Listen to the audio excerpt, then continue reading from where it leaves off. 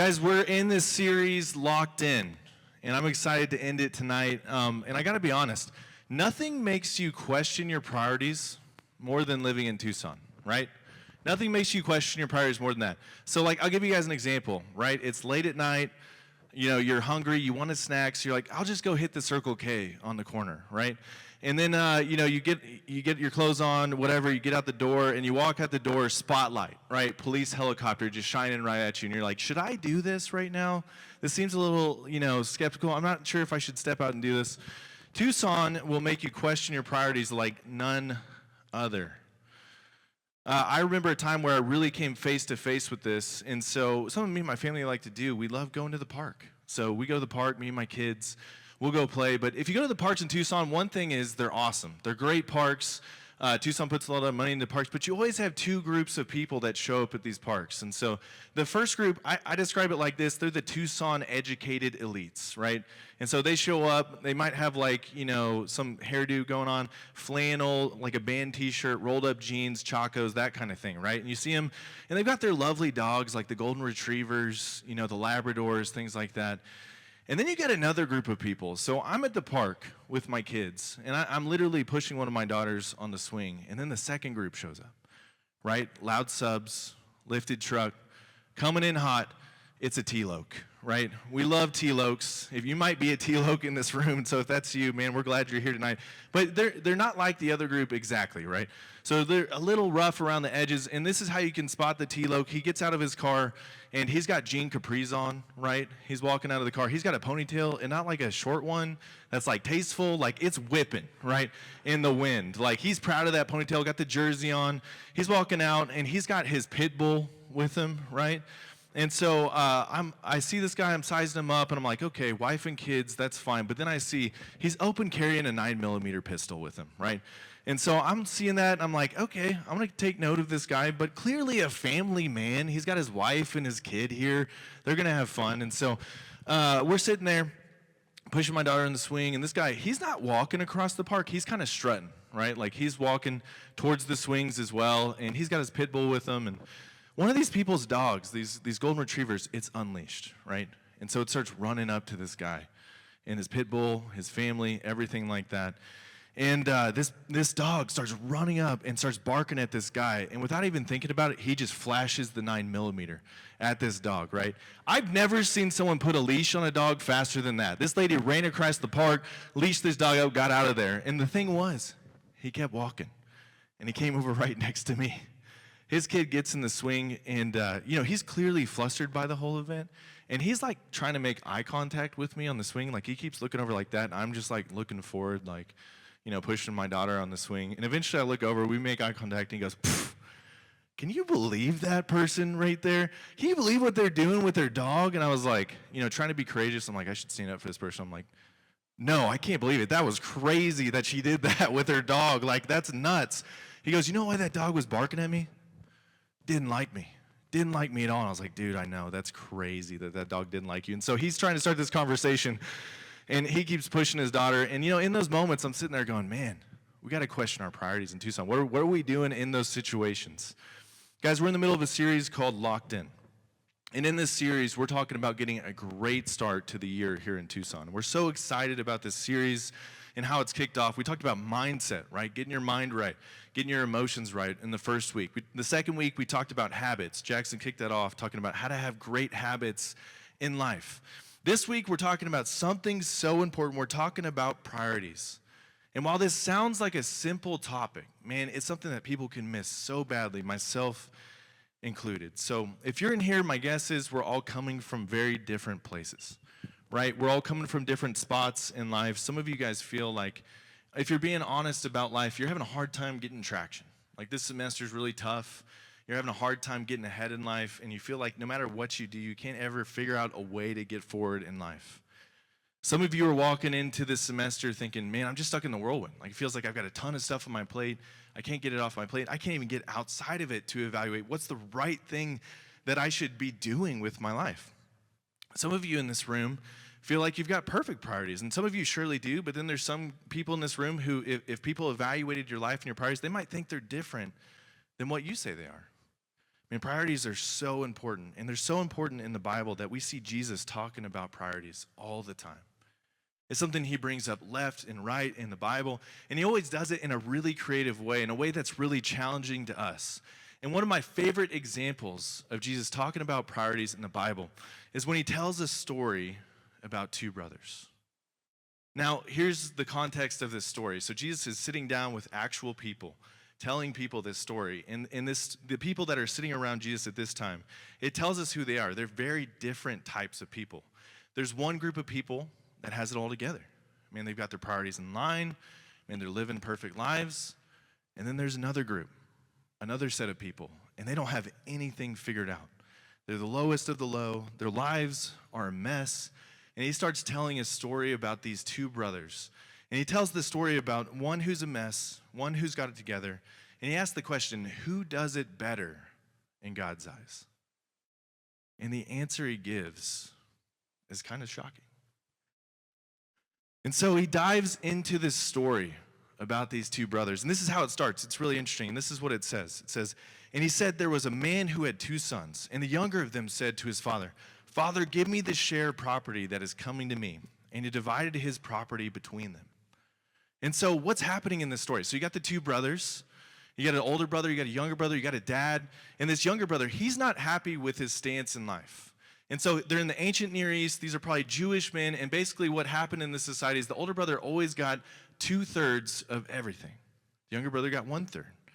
And so the younger brother is like literally looking at his dad and he's saying, hey, Dad, I want my stuff now. In other words, he's saying, Dad, it's taking too long for you to get out of the way. I need my money now.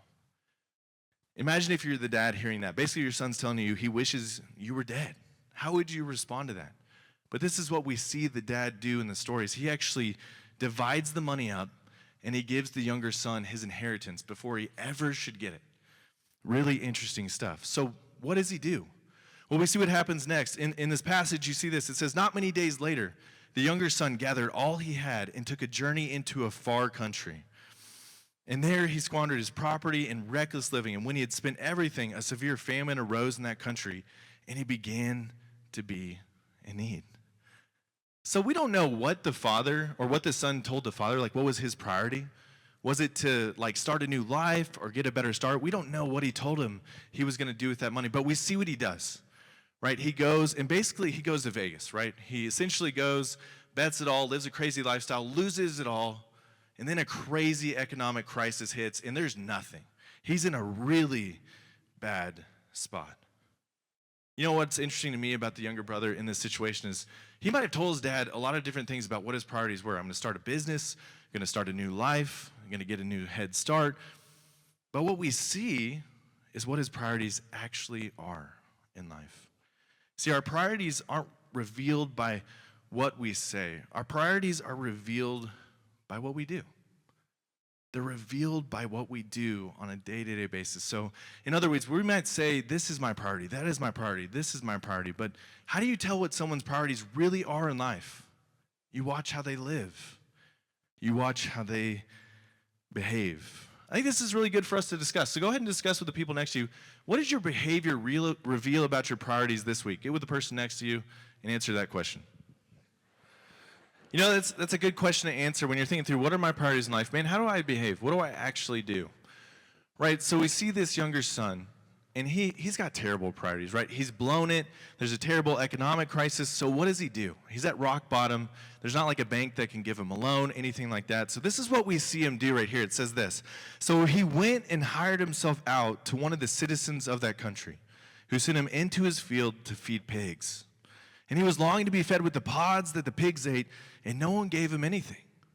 And so this guy, he's at the lowest of the low. He's in a tough spot. And so what does he do? He looks for anything that's available. And this guy ends up feeding pigs. And for us today, we're like, man, it doesn't sound like the worst thing in the world. But for this guy, this would have been terrible. See, this was a Jewish man. And Jews back in those days, man, they didn't associate with pigs. They didn't eat pigs because they were the least clean of any animal that you could eat. So this was low. He wasn't just working with pigs. He was actually eating what the pigs eat, right? That's how bad this situation was. He was eating what the pigs eat. He's sitting there at the lowest of the low. If we're going to put that in terms today, this is like if you were like the CEO of Apple and then you got demoted to janitor, right? Everyone sees you. They're mocking you. Obviously, you're low in your station. This would be like, your vegan friend that loves animals, and they have to go work at the slaughterhouse. Like, it's terrible, right? This is the lowest of the low, and he's at the bottom of the rung in a really tough spot. But even in that tough spot, God had a plan for him. It's really interesting. You look at this guy's life. He's blown it. He's lost all of his dad's money. He has no prospects, no hope. He's in the worst possible place he can be. Yet in that moment, in his struggle, God still has a plan for him. I don't know what you guys are struggling with right now. Everyone's kind of got their own struggle they're going for. And, for us and our family, we've had some big struggles lately. Like my wife's mom has cancer. It's a really tough time for us right now. It's aggressive. It's not going away. It's a tough struggle we're going through. It's a hard situation.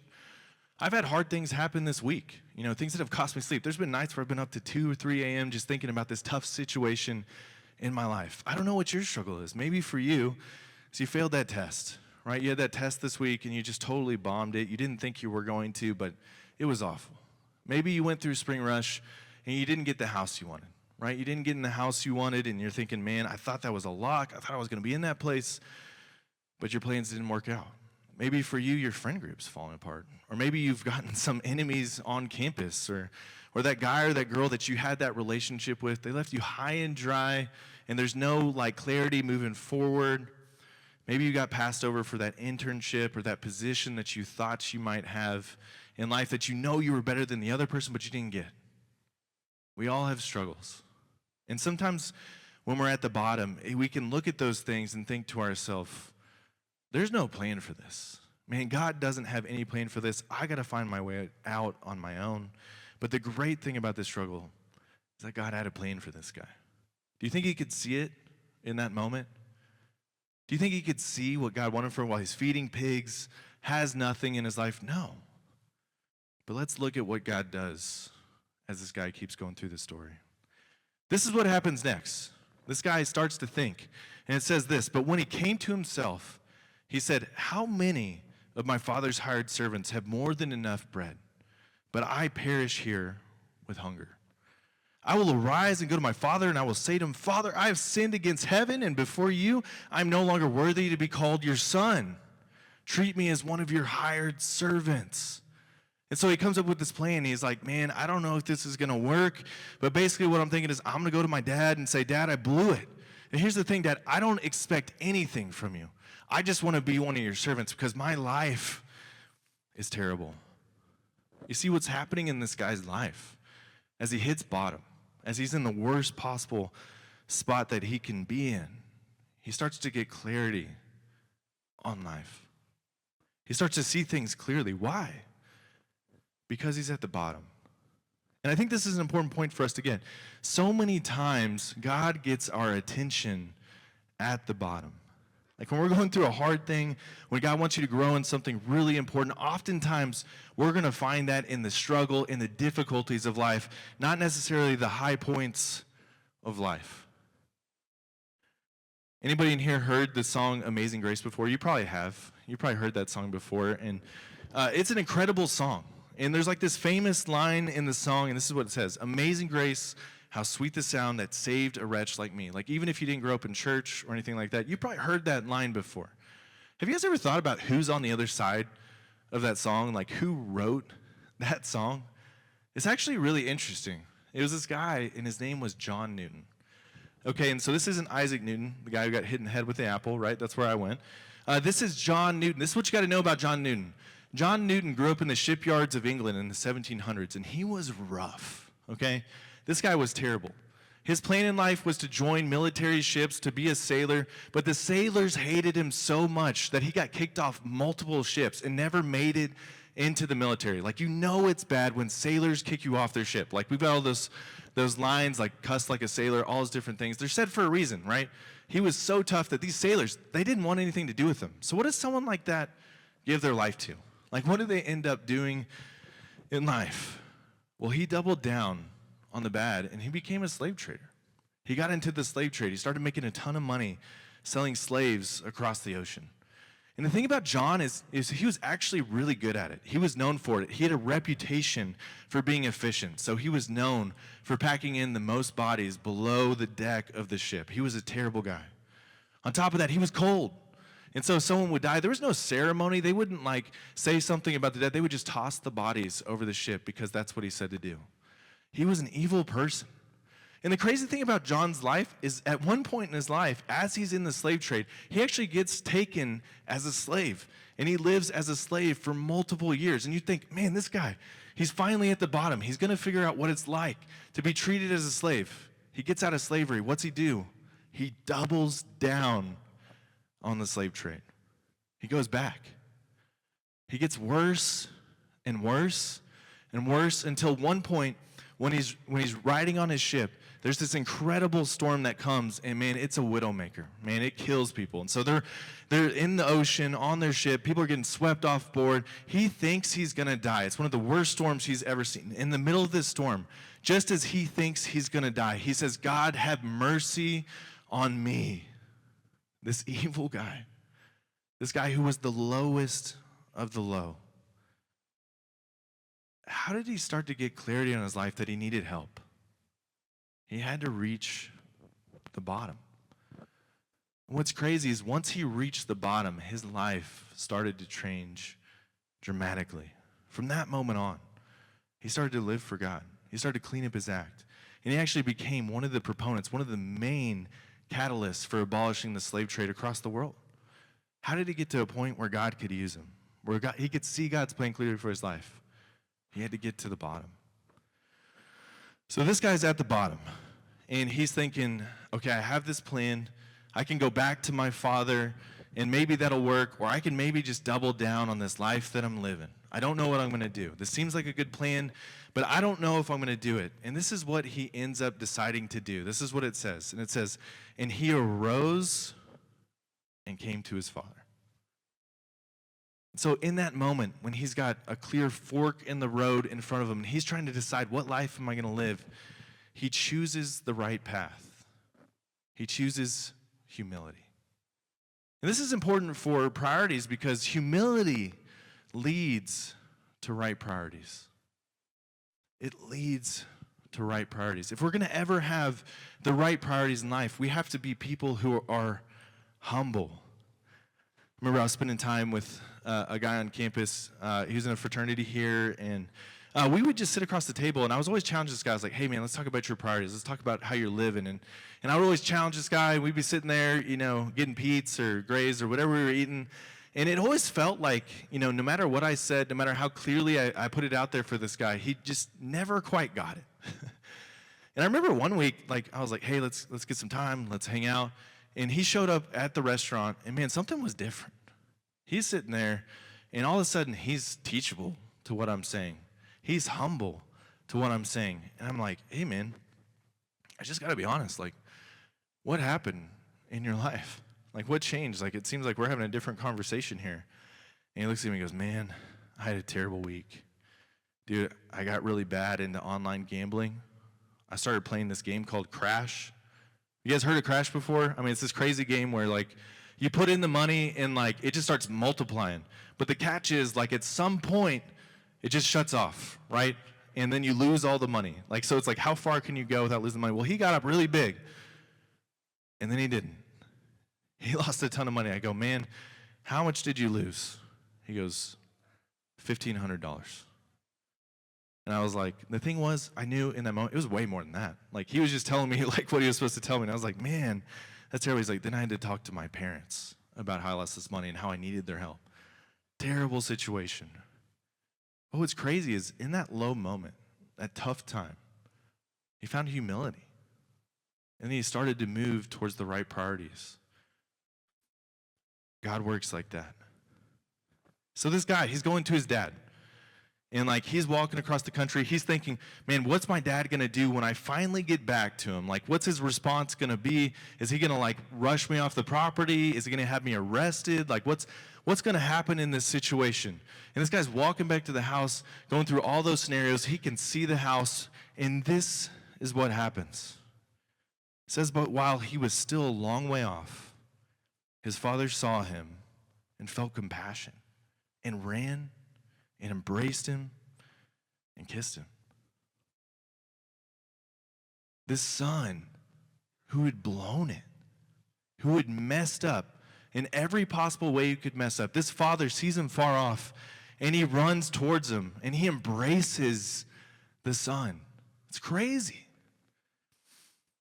And I love the son's response. Like the father comes up to him, and this is what he says. This was what all of us would do. He says this, and the son said to him, "Father, I have sinned against heaven, and before you, I am no longer worthy to be called your son."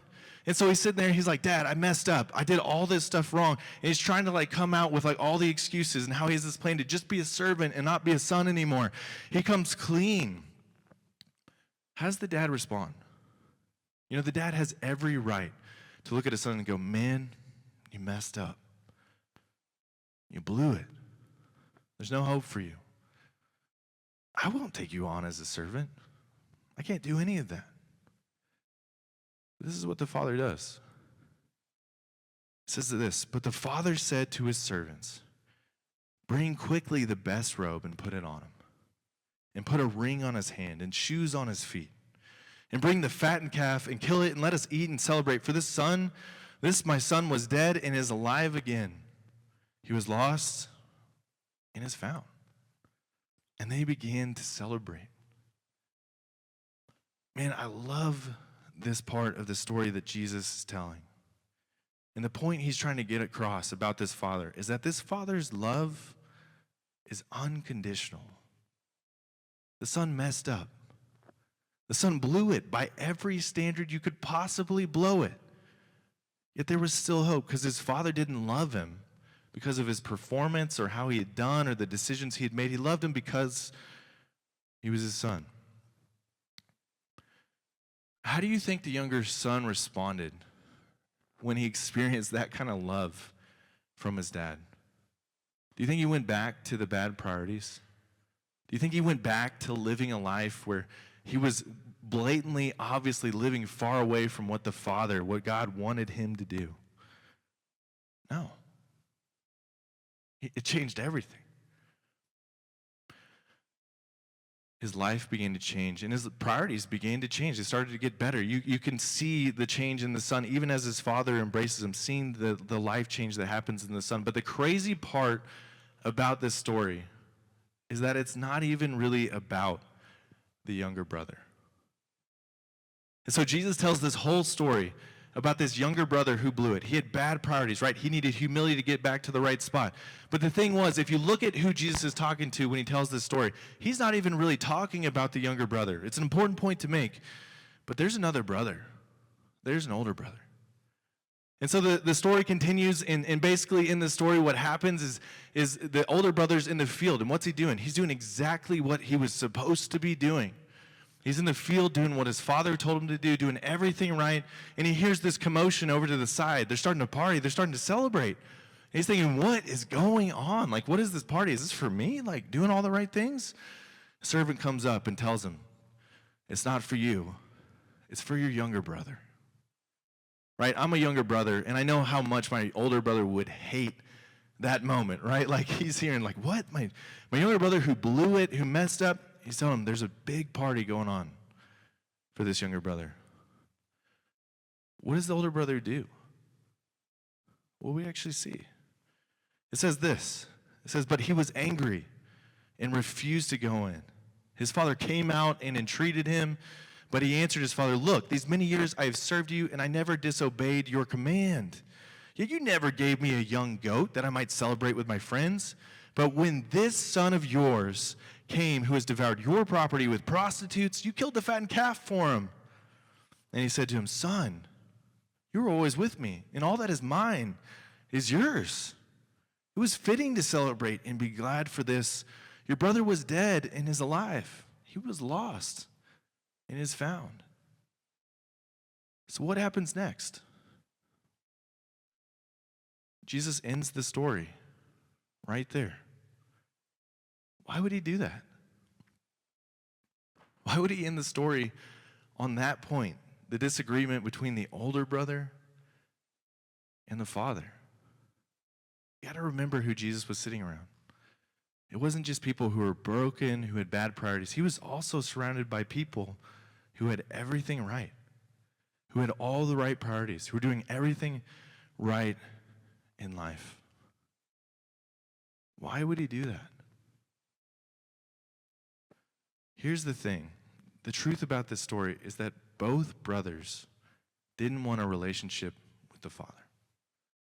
In our terms today, you could consider this saying, both people didn't want a relationship with God.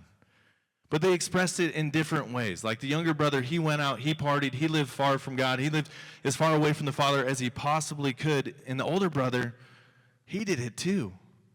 But he did it through performance. He did it through obedience.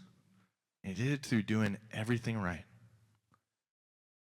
Both of them didn't want the Father. I think the point Jesus wants to drive home in the story, the thing he wants people that are surrounded by him to understand as he tells this story about both brothers is this: that yes, bad priorities, they can hurt your life. They can take you far away from God. But he's more concerned about something else, and it's this. He's more concerned that good priorities can cause you to miss God's priorities. You know, sometimes I sit there and I talk to guys about following God and pursuing Jesus in college and living a life of faith and pursuing him. And so many times I met with guys who are like, man, I'm good. Like, I'm fine. Like, I got my priorities all together. I'm getting good grades. Man, I got this internship. I got all these things that are going right in my life. And for them, they never quite get there. That maybe God has something more for them. Good priorities, although they're good things in life, we can't afford to let good priorities cause us to miss God's priorities in life. I have a friend, and he's an executive at a big company, Fortune 500 company. And this isn't his actual name. I'll just say the name John. So John is a guy who works at this big company, right? And this is a company you've all used. He's at the top of the game. He's one of the top executives in the company, so he can't achieve more in the company. He can't possibly get more money from the company. He can't achieve more in terms of like what he does in life. And the crazy thing was, I was sitting across the table from him like a month ago.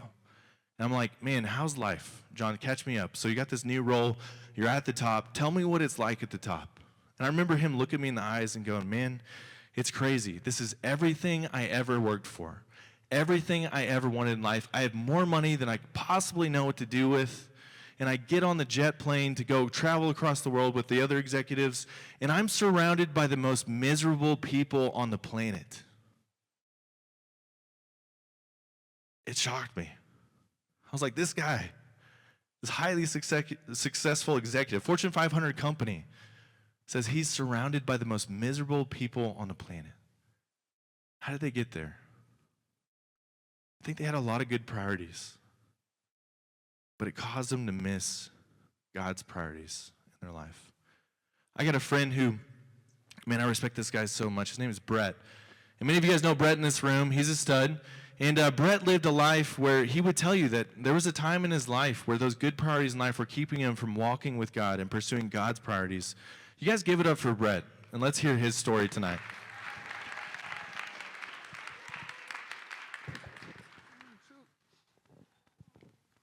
You know, my sister got engaged last summer, and so as an excited sibling usually does, I went around and started telling people. I was super excited for it. But the one question I kept getting in response to that was, do you like the guy? Do you like the guy that your sister is getting married to? Now, the answer, obviously, I gave was, yeah, of course I like this guy, but what's going on in by the back of my head is, I don't actually know this guy.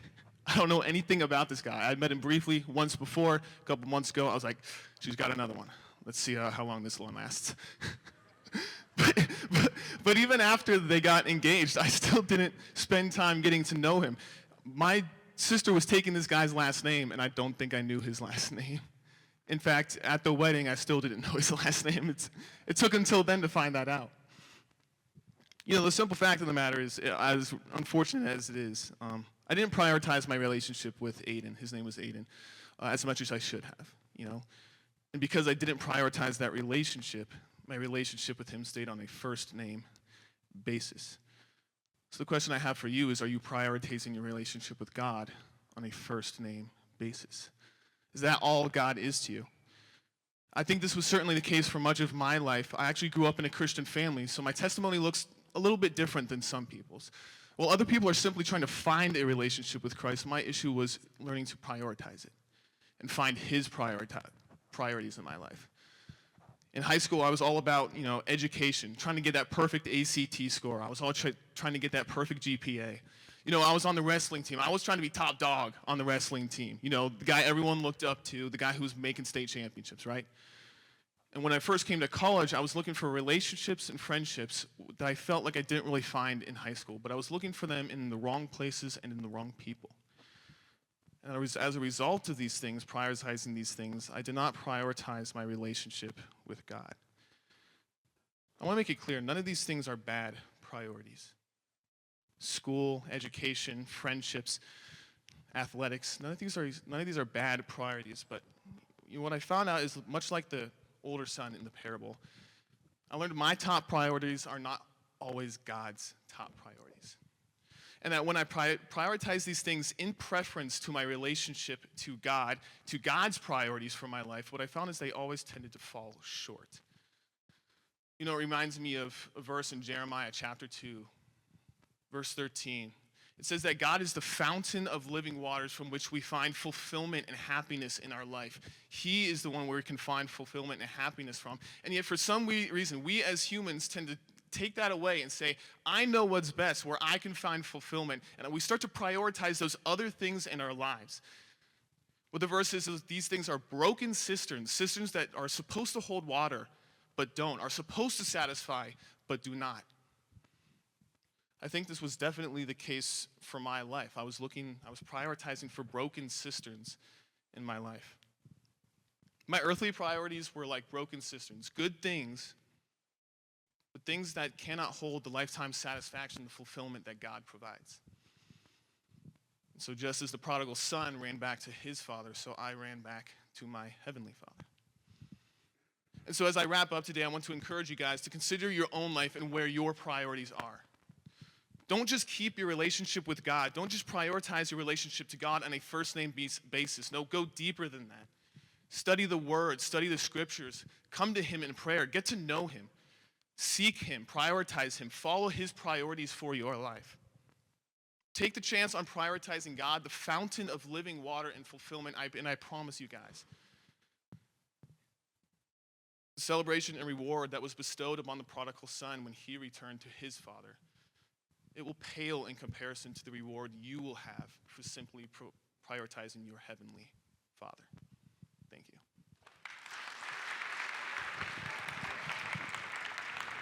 Thanks, Brett.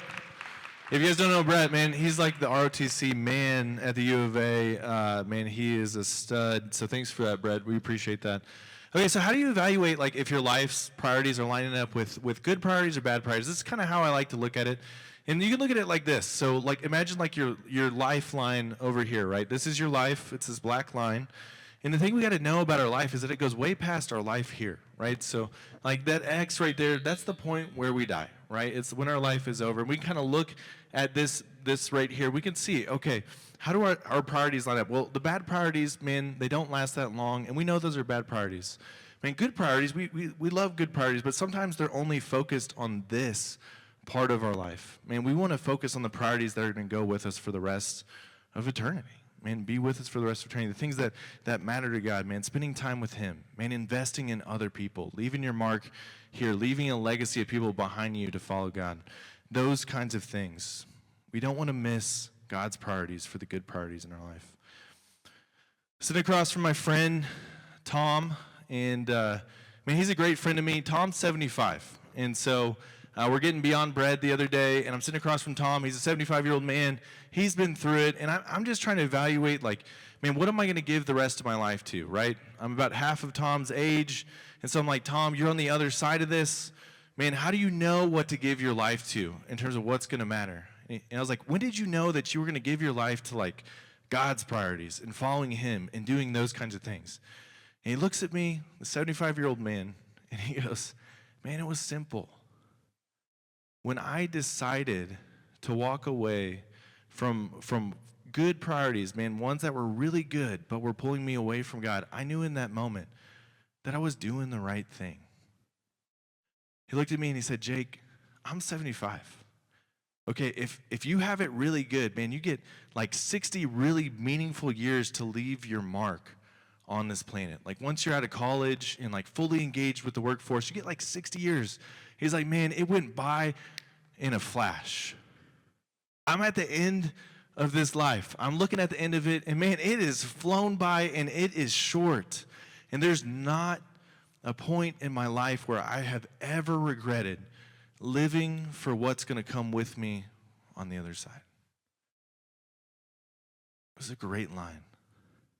Guys, I hope tonight, as you think through your priorities for the rest of the semester, what you're going to give your life to, that you're thinking, man, I don't just want to settle for good priorities that are good for the here and now, but I want to settle for something so much better, God's priorities in my life. Thanks.